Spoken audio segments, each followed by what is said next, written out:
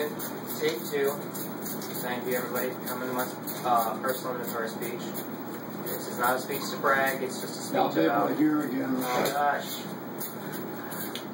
Dad. It's not a speech to brag, it's a speech to inform about how I would compare myself to an inanimate object in reality.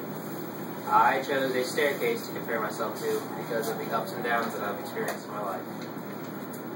Everyone is different and unique in their own way. In a world where people were the same and there was no differences, it would either be too perfect to imagine or too tragic to think of. Everyone's individual and that's how it should be. I believe the best comparison between myself and an inanimate object would be a staircase, and everyone else could have their personal preferences, how they would compare themselves to anything else. When I started climbing the staircase, I started on the bottom, obviously. And that's when I consider myself at the beginning of high school. That was the hardest time of my life. Especially considering I was a teenager, and it was one of the mentally hardest challenges that I've undergone. I was overweight, had no friends, nerdy, video game addict. That was my life, and I was unhappy. After dealing with that for so long, I brought myself down even farther by developing an eating disorder and anorexia. I dealt with that and was in therapy for close to 2 years, and during this time there were no happy days, and that was the bottom of the staircase. As I began to overcome my weight issues, I started to take the steps up the staircase. Between the times that I lost my chubby nature and developed anorexia, that was when I was happy. That's where I needed to get back to and find a medium. I was in decent shape and I was happy for a little while.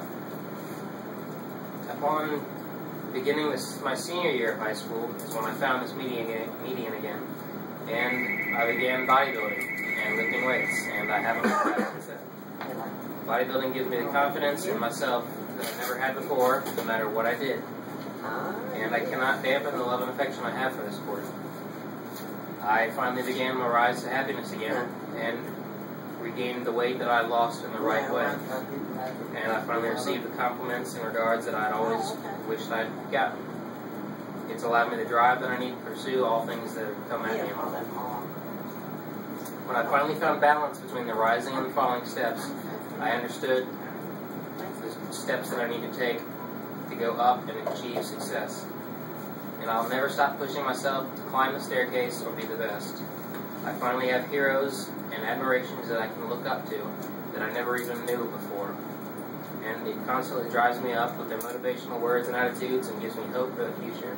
I'm inspired to take on any aspect and challenge with a positive outlook.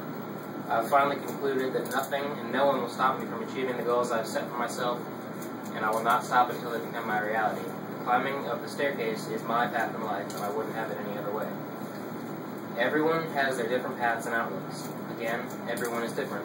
Someone's life may be like a track, constantly moving in circles. Others may be lucky enough to ride an elevator, similar to the staircase, but a bit of a smoother ride.